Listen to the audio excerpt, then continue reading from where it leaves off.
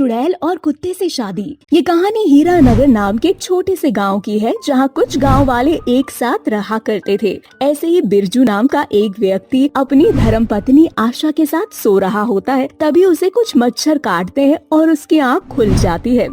हे भगवान, इन मच्छरों ने तो मेरा सारा खून ही पी लिया। ये मच्छर चैन से सोने भी नहीं देते।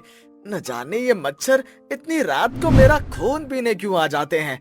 अरे ओ भाग्यवान, अरे क्या घोड़े बेचकर सो रही हो? यहाँ मुझे नींद नहीं आ रही हो और तुम हो कि क्यों परेशान कर रहे हो? सो जाने दो ना।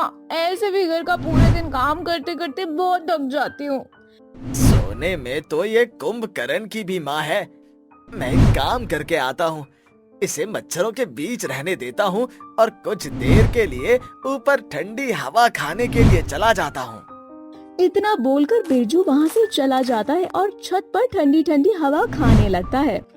अरे वाह, क्या ठंडी ठंडी हवा चल रही है। एक काम करता हूँ, आज रात यहीं पर बिस्तर लगाकर सो जाता हूँ। इतना बोलकर वो नीचे बिस्तर लेने जाता है। तभी उसे कुछ आवाज सुनाई देती है और वो छत से नीचे देखता है, जहाँ वो देखता है कि बहुत सुंदर सी एक लड़की एक कुत्ते के साथ शादी कर रही है। ये देखकर बिरजू थोड़ा हैरान हो जाता है। तभी वो देखता है कि सुंदर लड़की चुड़ैल के रूप में आ चुकी है। ये देखकर बिरजू के तो होश उड़ जाते हैं। देखते ही देखते वो चुड़ैल बिरजू की नजरों से गायब हो जाती है। तभी एक आदमी अपनी नाइट ड्यूटी करके घर की ओर जा रहा होता है। तभी वो कुत्ता उस आदमी को घेर लेता है और उस पर बुरी तरह से भौंकने लगता है। उसके बाद वो आदमी एक पत्थर उठाकर कुत्ते से बोलता है, शांत हो जा, नहीं तो तुझे अभी इसी पत्थर से मारकर सीधा कर दूंगा। चल भाग यहाँ से और जाने दे मुझे। चल छोड़ मेरा रास्ता। परंतु कुत्ता भौंकना बंद नहीं करता। तभी वो चुड़ैल सुंदर सी लड़की का रूप लेकर आती है और कुत्ता उसे देखकर भौंकना बंद कर देता है। जिस पर वो आदमी चुड़ैल से बोलता है, क्या बात है, आखिर आप में ऐसा क्या है जो ये कुत्ता आपको देखते ही शांत हो गया? शांत कैसे नहीं होता? आखिर एक बीवी ही तो अपने पति को शांत कर सकती है। ये क्या कर रही हैं आप? इतनी सुंदर पढ़ी लिखी दिख रही हो और एक कुत्ते को अपना पति बता रही हो। ये सुनते ही चुड़ैल को गुस्सा आ जाता है और वो अपने असली रूप में आ जाती है और अपने लंबे नाखून करके उसके मुंह पर वार करती है और उसका गला पकड़कर उससे बोलती है, तूने मेरे पति को कुत्ता बोला? तेरी इतनी हिम्मत! तुझे नहीं पता, एक बाबा के श्राप की वजह से मेरे पति की आत्मा इस कुत्ते के अंदर कैद हो गई है और उसकी आत्मा को आजाद करने के लिए मैंने इस कुत्ते से शादी की। बस एक महीने बाद मेरे पति की आत्मा इस कुत्ते के अंदर से आजाद हो जाएगी। फिर हम दोनों एक जंगल में साथ रहने लगेंगे। मुझे माफ कर दो, मुझे छोड़ दो, मुझे जाने दो। मुझसे गलती हो गई। मुझे नहीं पता था कि तुम एक चुड़ैल हो और तुम्हारा पति भूत। अगर मुझे पता होता तो मैं कुछ नहीं बोलता। चिंता मत कर, अब तू बोलने लायक ही नहीं रहेगा। इतना बोलकर चुड़ैल उसे मार देती है और उसके शरीर के छोटे छोटे टुकड़े करके अपने पति के साथ खा जाती है। ये नजारा देखकर बिरजू के तो होश ही उड़ जाते हैं। वो भागता हुआ अपनी बीवी के पास जाता है और उसे उठाता है। अरे भाग्यवान, जल्दी उठो। अरे यार, आपको तो रात में भी चैन नहीं है। इतना बोलकर आशा उठ जाती है और बिरजू से बोलती है, बोलो क्या हुआ है? क्यों नहीं सोने दे रहे हो और इतना डरे हुए क्यों हो? अपनी बीवी आशा को बिरजू सारी बात बताता है। ये बात सुनकर तो आशा भी डर जाती है और बोलती है, हाँ, अगर ऐसा है तो हमें ये बात कल सुबह होते ही गांव वालों और मुखिया को बतानी होगी। अगर हमने ये बात किसी को नहीं बताई तो वो चुड़ैल और उसका कुत्ता पति हम सभी गांव वालों को एक एक करके मार डालेगा।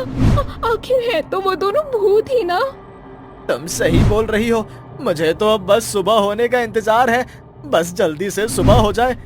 अगली सुबह होती है। बिरजू और आशा सारी की सारी बात गांव वालों को बता देते हैं, जिसके बाद गांव का मुखिया सभी को रात को घर से बाहर निकलने से मना कर देता है। अब सभी लोग रात में घर से बाहर निकलना बंद कर देते हैं। ऐसे ही कुछ दिन बीत जाते हैं। एक दिन चुड़ैल अपने पति के साथ गांव में घूम रही होती है, पर उन दोनों को एक भी इंसान नहीं दिखता। ये देख चुड़ैल को गुस्सा आता है और वो अपने पति से बोलती है, 5 दिन हो गए पर अब तक हमें हमारा एक भी शिकार नहीं मिला। अगर ये गाँव वाले अपने घर से बाहर नहीं निकलेंगे तो हम इन्हें कैसे मारेंगे? और इनको मारकर हमने नहीं खाया तो आखिर तुम इस कुत्ते के शरीर से कैसे आजाद होगे?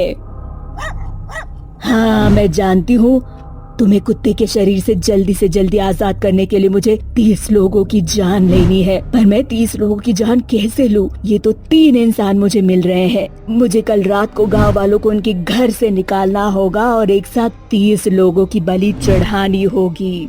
चुड़ैल अपने पति से ये सब कुछ बोल ही रही होती है कि तभी वहाँ गांव का ब्रिजेश नाम का एक व्यक्ति उस चुड़ैल की सारी बातें सुन लेता है। अगले दिन गांव वालों को वो बताता है, जिसके बाद गांव वाले अपने गांव की सुरक्षा के लिए एक बाबा के पास जाते हैं और गांव में हो रही घटनाओं के बारे में बताते हैं। जिसके बाद बाबा उन सभी को माता रानी का लॉकेट दे देते हैं और साथ ही उनके हाथों में माता रानी का पवित्र त्रिशूल देते हैं और बोलते हैं, माता रानी का ये लॉकेट तुम गांव वालों की सुरक्षा करेगा, इसलिए इस लॉकेट को खुद से दूर मत करना।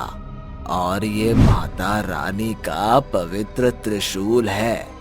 जैसे ही वो चुड़ैल अपने पति कुत्ते के साथ तुम्हारी जान लेने आए तो इस त्रिशूल से उसके पति पर वार कर देना।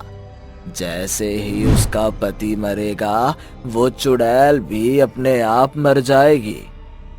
अब सभी गांव वाले ऐसा ही करते हैं। रात हो जाती है। रात को ही चुड़ैल और उसका पति कुत्ता गांव वालों को बाहर निकालने के लिए उनके घर का दरवाजा पीटता है। सभी गांव वालों को पता होता है कि ये काम उस चुड़ैल का है। इसके बाद सभी गांव वाले अपने घर से बाहर निकलते हैं। एक साथ इतने सारे लोगों को देखकर चुड़ैल खुश हो जाती है।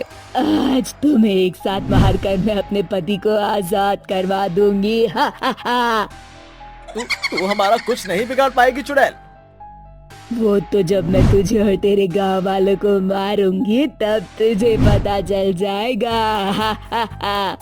इतना बोलकर चुड़ैल जैसे ही गांव वालों को मारने के लिए आगे बढ़ती है, कुछ गांव वाले पीछे से आते हैं और उसके पति को यानी कि उस कुत्ते को मार देते हैं। उस कुत्ते के मरते ही चुड़ैल भी भस्म हो जाती है, जिसके बाद उस गांव वालों से उस चुड़ैल का साया हमेशा हमेशा के लिए खत्म हो जाता है और गांव वाले एक बार फिर से खुशी खुशी अपनी जिंदगी जीने लगते हैं।